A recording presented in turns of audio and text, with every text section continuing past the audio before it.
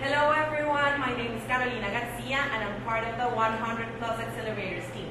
Today we're very excited because we're hosting our first live session with two amazing startups. So on the first hand, we have Ashish from BanQ. He was part of our first cohort of the accelerator.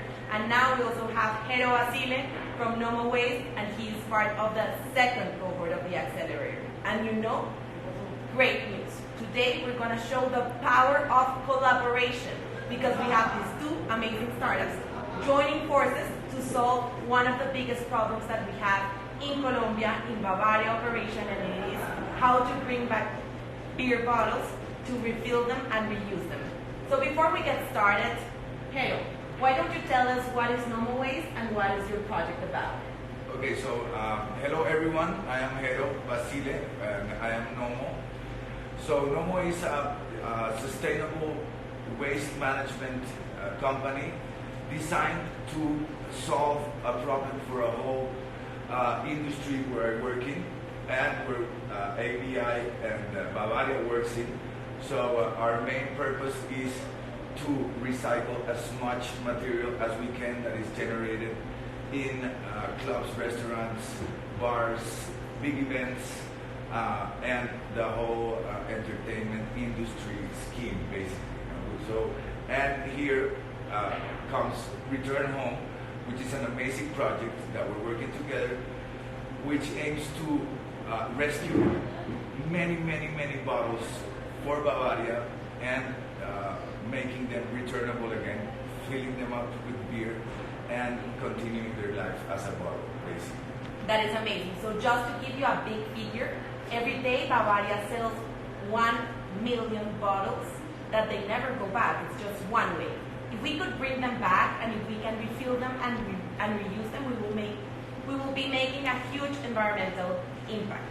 And for that, and in order to guarantee traceability, we made BanQ join this amazing team. So Ashish, why don't you tell us how are we going to use BanQ's technology and what's the added value? Thank you for having me here. So I'm Ashish, I'm with BanQ, and BanQ is a software as a service platform that is focused on traceability and transparency between the first mile and the last mile. So the first mile is where the bottles are being consumed, which is where the recyclers are picking it up, and the last mile is where the crop is being grown, which is the barley.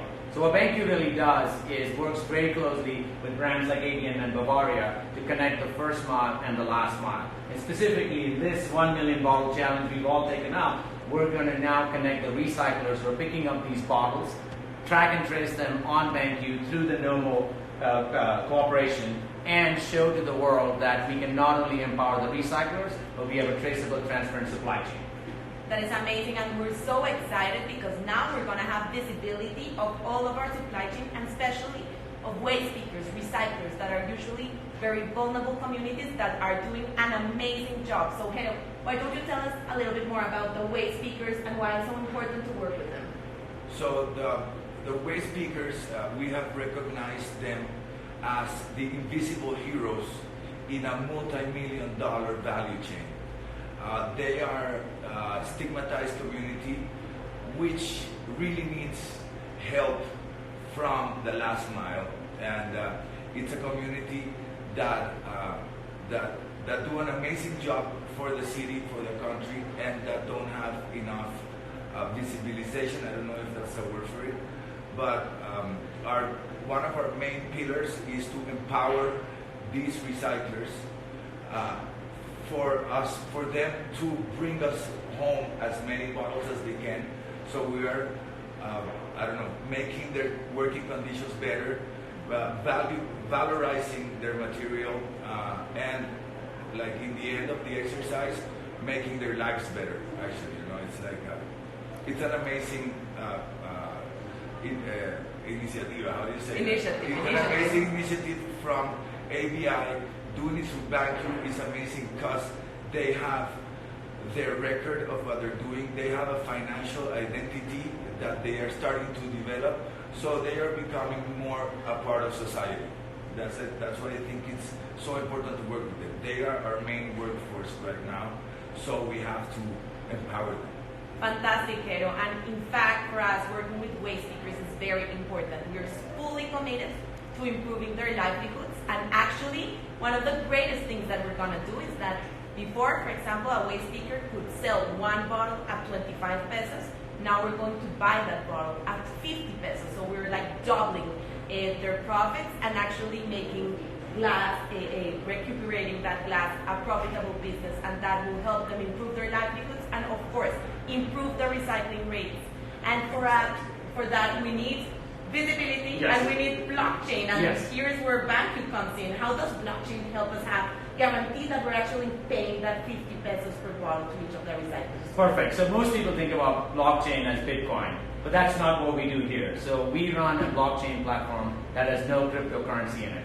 Why is that? Because it's specifically designed for the mother recycler. So if you're that mother recycler on the streets of Bogota and you've been selling bottles, cardboard, and plastics, you get a paper receipt, and that then pays you in your Colombian pesos. That mother has no use for cryptocurrency. So we built a blockchain platform so that that mother, just through SMS message, gets a guarantee that she sold 4 bottles, 5 kilos of aluminum, and she gets that receipt with the total amount of money that she's going to get paid. And she can cash out in Colombian pesos whenever she wants, because that not only gives us the security of her money, now starts building her economic passport, that's what we call it. Because if a mother can prove her existence in the Bavaria supply chain, the world is going to recognize her. And 3, that history now makes her bankable, which is the whole idea here. Amazing. And blockchain does that.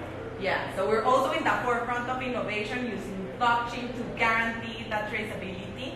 So right now we're starting in Bogota. We just went live on Bogota this week, and we're gonna purchase our first 100,000 bottles that are being recuperated by these waste speakers in March. That's very exciting, team. Yeah. Yes. But of course, we dream really, really big. So Hero, why don't you tell us about the next steps? All right, so our next steps in the next, well, we have immediate next steps that we have to accomplish, but I think the next steps are organizing our whole operation for us to get to our goal of 1 million bottles a month, which is what we want to recover in Bogota. I think it's super important that we show the importance of this project in the coast where glass is not being bought. You know, so our next steps is implementing Bogota 100%, but the most interesting part of this whole project is making glass an asset that can be negotiated, and that does not become garbage in certain zones of the country where glass is not bought or picked up by the waste pickers because it weighs too much and it costs too little. So this is, as you were saying, here in Bogota, recyclers get paid right now 25 pesos for a bottle.